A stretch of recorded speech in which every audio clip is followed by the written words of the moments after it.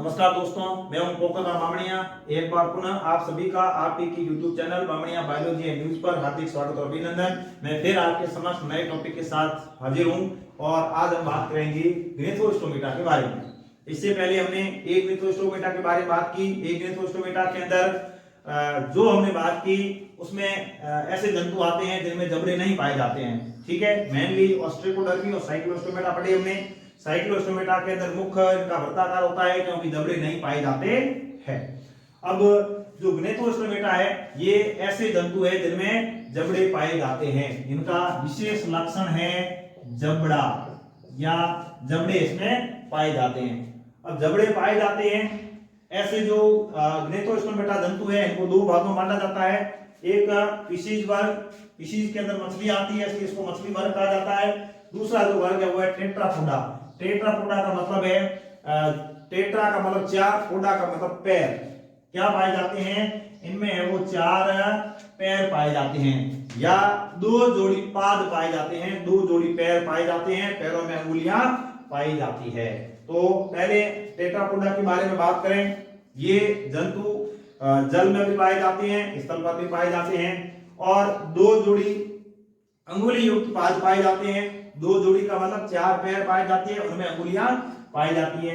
भ्रूणीय अवस्था में गिल्स पाए जाते हैं। गिल्स का मतलब गलपड़े पाए जाते हैं। भ्रूणीय अवस्था के अंदर ये जंतु पानी में होते हैं और पानी में रहते हैं, इसलिए श्वसन के लिए गिल्स या गलपड़ों की आवश्यकता होती है। तो भ्रूणीय अवस्था में गिल्स या गलपड़े पाए जाते हैं। हार्ट के अंदर 3 या 4 कोष्ठ पाए जाते हैं। हृदय है वो त्रिकोष्ठीय या 4 कोष्ठीय होता है। दोहरा परिसंचरण तंत्र पाया जाता है। दोहरा परिसंचरण तंत्र का मतलब क्या होगा? दोहरा परिसंचरण का मतलब ये है कि इसमें शुद्ध और अशुद्ध रुधिर है वो हृदय के अंदर पृथक रहता है या अलग रहता है। इसको 4 वर्गों में बांटा जाता है। किसको? टेट्रापोडा को। ये 4 वर्ग है। नंबर 1 है एम्फीबिया। एम्फीबिया का मतलब हिंदी में कहते हैं उभयचर। उभय का मतलब दो स्थानों पर रहने वाले। उभय का मतलब होता है दो, चर का मतलब निवास करने वाले। तो ये जल और स्थल दो जगह निवास करते हैं और जल और स्थल दोनों स्थानों पर पाए जाते हैं। मेंढक, इसलिए इसको मेंढक वर्ग भी कहा जाता है। तो जो एम्फीबिया है इसको एम्फीबियन या मेंढक वर्ग कहा जाता है। क्यों कहा जाता है? क्योंकि मेंढक जल में पाया जाता है और स्थल पर भी पाया जाता है। रेप्टिलिया की बात करते हैं तो रेप्टिलिया के अंदर रेंग कर चलने वाले जंतु आते हैं। ये जमीन के ऊपर रेंगते हुए चलते हैं। अब जमीन के ऊपर रेंगते हुए कौन से चलते हैं? सर्प चलते हैं, इसलिए इसको सर्प वर्ग भी कहा जाता है। कोई हार्ड नहीं है, यदि आप शब्दों को समझ लेते हैं तो कोई दिक्कत वाली बात नहीं है। रेप्टिलिया के अंदर रेंग कर चलने वाले जंतु आते हैं और जमीन के ऊपर रेंग कर कौन चलता है? सर्प चलता है, इसलिए इसको सर्प वर्ग कहा जाता है। नेक्स्ट है एविज। एविज में आते हैं उड़ने वाले जंतु। अब उड़ने वाले जंतु कौन से होते हैं? पक्षी होते हैं, इसलिए इसको पक्षी वर्ग कहा जाता है। नेक्स्ट है मैमेलिया। मैमेलिया का मतलब है इनमें मैमेलरी ग्लैंड पाई जाती है। मैमेलरी ग्लैंड का मतलब है स्तनग्रंथियां पाई जाती है, इसलिए इनको स्तनधारी कहा जाता है। क्या कहते हैं इनको? स्तनधारी कहा जाता है। अब स्तनग्रंथियों का क्या काम है कि जब ये प्रसव होता है, प्रसव के बाद बच्चे को जन्म देते हैं तो बच्चे को दूध पिलाने के लिए इनमें स्तनग्रंथियां पाई जाती है। इसका मतलब ये हुआ कि स्तनग्रंथियों के अंदर क्या बढ़ेगा? दूध बढ़ेगा। तो दूध का निर्माण स्तनग्रंथियों में होता है। जिनमें स्तनग्रंथियां पाई जाती है उनको स्तनधारी कहते हैं या इसको स्तनधारी वर्ग कहा जाता है। इसको मैमल्स कहते हैं, इसको मैमेलिया कहा जाता है। नहीं मतलब कोई दिक्कत वाली बात है ही नहीं। हम बात करते हैं टेट्रापोडा में 4 वर्ग। कौन से? पहले जल और थल पर पाए जाने वाले मेंढक, उसके बाद में जमीन के ऊपर रेंग कर चलने वाले सर्प, उसके बाद उड़ने वाले पक्षी और जो स्तनग्रंथियां पाई जाती है उनको स्तनधारी। तो 4 वर्ग ही है टेट्रापोडा के अंदर। अब 4 वर्ग टेट्रापोडा में से याद रखते हो 4 पैर पाए जाते हैं और टेट्रा का मतलब 4 वर्ग होते हैं। तो 4 पैर इसका इंपॉर्टेंट लक्षण है। टेट्रापोडा का विशेष लक्षण है 4 पैर पाए जाते हैं। दूसरा विशेष लक्षण है कि इसमें वर्ग कितने हैं? 4 है। तो यहीं से हमें 4 और 4 का पता लग जाएगा। 4 आते ही हमें पता लग जाएगा कि ऐसे जीव पानी और पानी से बाहर भी पाए जाते हैं, फिर रेंग कर सकते हैं, फिर उड़ने वाले हैं, फिर स्तनग्रंथियों वाले होते हैं। अब फिशीज वर्ग की बात करते हैं। फिशीज वर्ग के अंदर देखो, इससे पहले साइक्लोस्टोमेटा के बारे में बात की तो वो मछलियों की तरह होते हैं। मछली नहीं होते लेकिन मछलियों की तरह होते हैं। पंखने नहीं पाए जाते हैं। मछलियों के बाह्य परजीवी के रूप में पाए जाते हैं। अस्थियां नहीं होती है, उपास्थियां पाई जाती है। ये बात हमने की। तो ये पहला वर्ग है जिसमें मछली पाई जाती है। तो मछलियों का जो पहला वर्ग है वो है फिशीज वर्ग। तो इसमें वास्तविक मछलियां इसके अंदर पाई जाती है। वास्तविक जो मछलियां है वो इसमें पाई जाती है। जो हम तालक्रम की बात करते हैं जो आज से पहले का टाइम है, युग जिसको बोलते हैं, इरा जिसको बोलते हैं, उसमें जो डिवोनियन युग है, डिवोनियन जो युग है, डिवोनियन जो युग है, इसको मछलियों का स्वर्णिम काल कहा जाता है। मछलियों का सुनहरा जो टाइम है या युग है, जो काल है, उसको किसको कहा जाता है? डिवोनियन को कहा जाता है। मछली वर्ग है वो असमतापी होता है। असमतापी का मतलब समय के अकॉर्डिंग, मौसम के अकॉर्डिंग इनका तापमान चेंज हो जाता है। जैसे मान लो मनुष्य का तापमान 37 डिग्री सेंटीग्रेड है, सर्दी गर्मी बरसात कुछ भी हो जाए, तापमान 37 डिग्री सेंटीग्रेड रहेगा, कभी चेंज नहीं होगा। बुखार आ जाए तो अलग बात है, मतलब रोग की कंडीशन में अलग बात है, नहीं तो तापमान हमेशा 37 डिग्री सेंटीग्रेड रहेगा। सर्दी के मौसम में ठंड होगी, शरीर का तापमान डाउन होगा, तो डाउन होगा उस समय तापमान को मेंटेन करने के लिए हमें ज्यादा भूख लगती है, हम सर्दी के मौसम में ज्यादा भोजन करते हैं, जो भोजन करते हैं वो गरिष्ठ भोजन करते हैं ताकि हमारे शरीर का तापमान मेंटेन रहे। तो ये है वो असमतापी होते हैं, तापमान चेंज होता रहता है। अब इनका जो शरीर होता है वो नौकाकार होता है या धारारेखित होता है। श्वसन ये किसके द्वारा करते हैं? क्लोम के द्वारा करते हैं, गलफड़ों के द्वारा करते हैं, गिल्स के द्वारा करते हैं, क्योंकि ये जो मछलियां होती हैं ये पानी के अंदर ही पाई जाती है, इनमें फेफड़े नहीं पाए जाते। हर्ट की बात करते हैं तो हर्ट के अंदर दो कोष होते हैं। कितने कोष होते हैं? दो, एक काली और एक नीले। अब यहाँ पर कोष दो होते हैं, इसलिए इसमें एकल परिसंचरण पाया जाता है। कैसा परिसंचरण? एकल परिसंचरण पाया जाता है। इनमें है वो दोहरा परिसंचरण पाया जाता है। अब जहां पर दोहरा परिसंचरण पाया जाता है वहां पर शुद्ध और अशुद्ध उद्दीर अलग अलग पाए जाते हैं, लेकिन यदि एकल परिसंचरण तंत्र है तो शुद्ध और अशुद्ध उद्दीर है वो मिक्स हो जाएगा। इसका मतलब मछली वर्ग के अंदर शुद्ध और अशुद्ध उद्दीर है वो मिक्स हो जाता है। अब शुद्ध और अशुद्ध उद्दीर मिक्स हो जाता है तो रुधिर मिक्स हो गया तो फिर तापमान को समान करने में समस्या आती है या समान नहीं कर पाती, इसलिए मछलियां असमतापी होती है। और ये जो जंतु है इनमें ये समतापी होते हैं, तापमान समान रहना जरूरी है, इसलिए इनमें विशिष्ट प्रकार का जो तंत्र पाया जाता है, दोहरा परिसंचरण पाया जाता है। अशुद्ध शुद्ध रुधिर कभी मिलते नहीं है, यदि आपस में मिल गए तो उनका तापमान समान नहीं रहेगा, लेकिन इनमें तापमान समान रखना जरूरी होता है, इसलिए इनमें शुद्ध और अशुद्ध रुधिर अलग अलग रहता है। बाह्य कर्ण की बात करते हैं और मध्य कर्ण की बात करें तो इसमें एब्सेंट होते हैं, मतलब मछली वर्ग के अंदर बाह्य कर्ण और मध्य कर्ण एब्सेंट होते हैं। तो कौन सा पाया जाता है? अंतःकर्ण या आंतरिक कर्ण पाया जाता है, या हम ये कहें कि सीधा इनमें कर्ण पटह पाया जाता है, कान का पर्दा जिसको बोलते हैं कर्ण पटह पाया जाता है। अब ये मछलियां पानी में पाई जाती है, अमोनिया का उत्सर्जन करती है, इसलिए इसे अमोनिया उत्सर्जी कहा जाता है। क्या कहते हैं? अमोनिया उत्सर्जी या अमोनोटेलिक कहा जाता है। उत्सर्जन के आधार पर जंतु तीन प्रकार के होते हैं। जो यूरिया का उत्सर्जन करते हैं उनको यूरिया उत्सर्जी कहा जाता है, यूरियोटेलिक कहा जाता है। जो यूरिक अम्ल का उत्सर्जन करते हैं उनको यूरिक अम्ल उत्सर्जी कहा जाता है या यूरिकोटेलिक कहा जाता है। और ये जो मछलियां होती है ये अमोनिया का उत्सर्जन करती है, इसलिए इसको अमोनोटेलिक या अमोनिया उत्सर्जी कहा जाता है। अब इनमें जो खोपड़ी होती है ये जिसमें मस्तिष्क शोषित रहता है, इसमें एक ऑक्सीकिटल कॉन्डाइल पाया जाता है और कपाल तंत्रिकाएं इसमें कितनी होती है?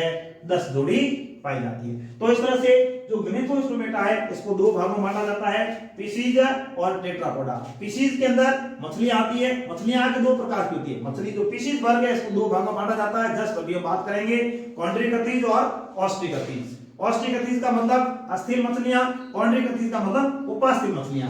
और जो टेट्रापोडा है इसको चार भाग में बांटा जाता है, एम्फीबिया, रेप्टिलिया, एविज और मेमेलिया। तो कशेरुकियों का सबसे बड़ा वर्ग है वो मछली वर्ग है। यदि हम कोर्डेटा की बात करें तो सबसे बड़ा वर्ग कौन सा है? मछली वर्ग है। पानी में पाई जाने वाली मछलियां होती है। मछलियों के अध्ययन को इक्थियोलॉजी कहा जाता है।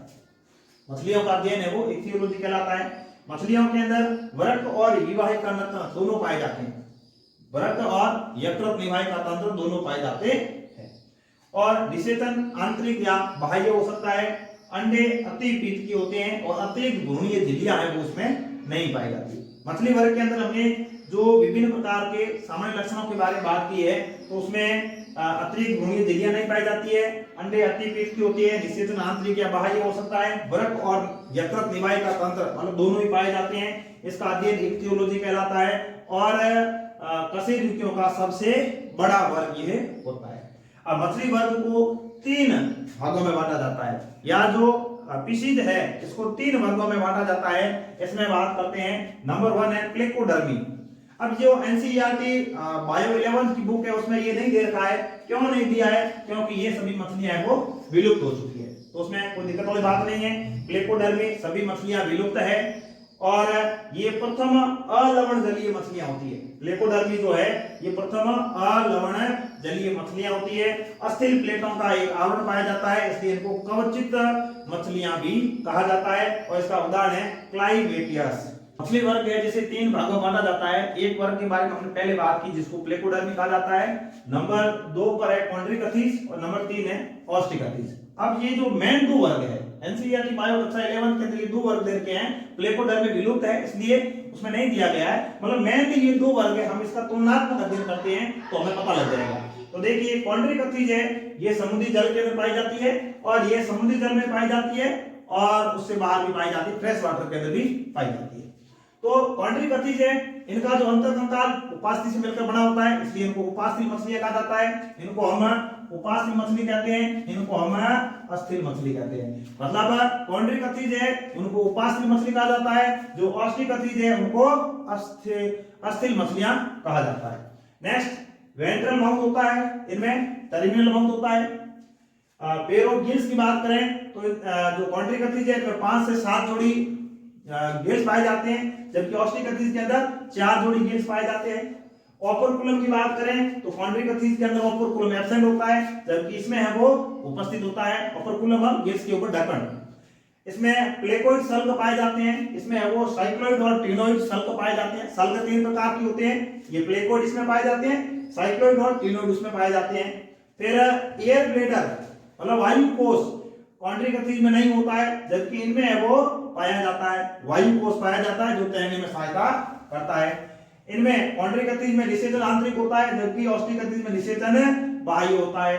कॉन्ड्रिकथीस जरायुजी होती है, जबकि ऑस्टिकथीस है वो अंडज होती है। अंडज का मतलब ये अंडे देती है, जरायुज का मतलब ये बच्चे पैदा करती है।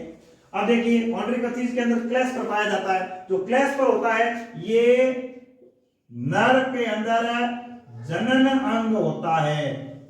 नर के अंदर जो जनन अंग होता है उसको क्या कहते हैं? क्लेस्पर कहते हैं। और इसको हम मैथुन अंग भी कहते हैं, मतलब मैथुन अंग भी बोला जाता है।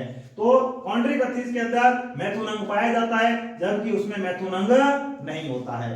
अब ये तो हो गए इसके तुलनात्मक लक्षण, मतलब अच्छे से याद हो सकता है। ये उपास्थि है वो अस्थिल है, ये मेराइन है वो मेराइन और फ्रेश दोनों है। इनमें जो मुख है वो वेंट्रल होता है और टर्मिनल होता है। इसमें पेयर ऑफ गिल्स 5 से 7 होते हैं, उसमें वो 4 जोड़ी होते हैं। इसके अलावा ओपर्कुलम एब्सेंट होता है, उसमें प्रेजेंट होता है। प्लेकोइड सल्क होते हैं, उसमें साइक्लोइड और टिनोइड सल्क होते हैं। एयर ब्लेडर नहीं होता है, एयर ब्लेडर पाया जाता है। निषेचन आंतरिक होता है, निषेचन बाह्य होता है।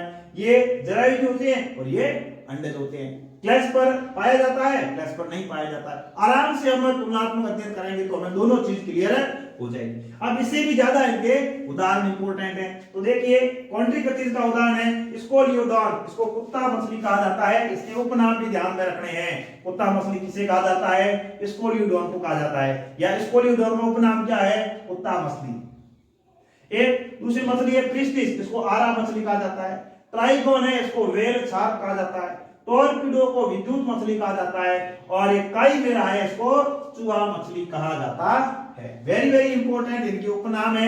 एक बार पुनः स्कोलियोडॉन को कुत्ता मछली कहा जाता है, टॉर्पिडो को विद्युत मछली कहा जाता है, काइमेरा को चूहा मछली कहा जाता है, ट्राइगोन को व्हेल शार्क कहा जाता है, प्रिस्टिस को आरा मछली कहा जाता है। तो ये उपनाम इनके और भी ज्यादा इंपॉर्टेंट है। अब ऑस्टिकथीस की बात करते हैं तो उसमें देखिए उसमें ये समुद्री जल के अंदर पाई जाती है और ये समुद्र से बाहर पाई जाती है। तो समुद्र के अंदर पाई जाती मछली कौन सी है? एक्सोसिटस, जिसको उड़न मछली कहा जाता है, और हिप्पोकैम्पस, जिसे घोड़ा मछली कहा जाता है। इन दोनों में से ये घोड़ा मछली ज्यादा इंपॉर्टेंट है। एनसीईआरटी बायो की जो पहले बुक थी राजस्थान बोर्ड की, उसमें पहले पेज के ऊपर घोड़ा मछली का चित्र बना हुआ था। तो हिप्पोकैम्पस है वो घोड़ा मछली कहलाती है। किस प्रकार की मछली है? अस्थिल मछली है या ऑस्टिकथीस प्रकार की मछली है। एक्सोसिटस उड़न मछली है। ये दोनों समुद्री जल के अंदर पाई जाती है। अब ये बाकी वाली अलवण जलीय का मतलब समुद्र से बाहर पाई जाती है, जल में पाई जाती है। रोहू कतला, ये जो रोहू कतला मछलियां होती है, ये जो अपना विद्यालय है इसमें भी अपने प्रैक्टिकल में सिलेबस में भी है और अपने जो प्रयोगशाला है उसमें ये स्पोर्ट के रूप में अपने पास अवेलेबल है। क्लेरियस है। इसके अलावा एक्वेरियम के अंदर, जो घरों के अंदर जो कृत्रिम हम बनाते हैं एक्वेरियम, उसके अंदर एक मछली को रखा जाता है जिसका नाम है बेटा फाइटिंग फिश, इसको कहा जाता है। और एक मछली है गेम्बूसिया। गेम्बूसिया मछली भी ज्यादा इंपॉर्टेंट है, इसको मच्छर मीन कहा जाता है। एक आपने पढ़ा हो मलेरिया का जो मलेरिया जो रोग है या प्लाज्मोडियम का जीवन चक्र है, उसमें हम बात करते हैं कि मच्छरों के लार्वा जहां पर फैल जाते हैं, पानी के अंदर पनपते हैं, वहां पर इस मछली को छोड़ दिया जाता है ताकि वो मच्छर के जितने भी लार्वा होते हैं उनको नष्ट कर देती है, उनको खा जाती है। तो इस तरह से मलेरिया रोग के ऊपर नियंत्रण के लिए कौन सी मछली को काम में लिया जाता है? गेम्बूसिया को काम में लिया जाता है। इसको अच्छे से याद रखना, क्योंकि मलेरिया रोग की रोकथाम गेम्बूसिया मछली के द्वारा की जाती है। कैसे करेंगे? मच्छरों के लार्वा को यह मछली है वो खा जाती है, इसलिए पानी के अंदर इस मछली को छोड़ा जाता है और ये मच्छर के लार्वा को खाकर नष्ट कर देती है, जिससे क्या होगा? मलेरिया रोग नहीं फैलता है। जो मच्छर होते हैं वही मलेरिया रोग को फैलाने का कार्य करते हैं, वाहक के रूप में कार्य करते हैं, और ये मच्छर के लार्वा को खा जाएंगे तो मच्छर ही पैदा नहीं होंगे। तो इस तरह से हमने आज के इस क्लास के अंदर है वो मछली वर्ग के बारे में वो डिस्कस किया। मछली के लक्षण, सामान्य लक्षण, विशिष्ट लक्षण और इसके जो 3 वर्ग है, तीनों वर्गों के बारे में हमने बात की। 2 जो इंपॉर्टेंट वर्ग है इसका हमने तुलनात्मक अध्ययन किया और इनके ये विभिन्न प्रकार के उदाहरण हैं। तो आप सभी विद्यार्थी इन वीडियोस को आप अच्छे से देखें और जो आपने क्लास में चीज पढ़ी है वो कॉपी पास में रखें, ताकि इससे क्या हो जाएगा? रिवीजन हो जाएगा। कोई नई चीज मान लो ऐड हुई है तो आप उस कॉपी में लिख सकते हैं। इस प्रकार आज की क्लास में बस इतना ही। सभी को धन्यवाद।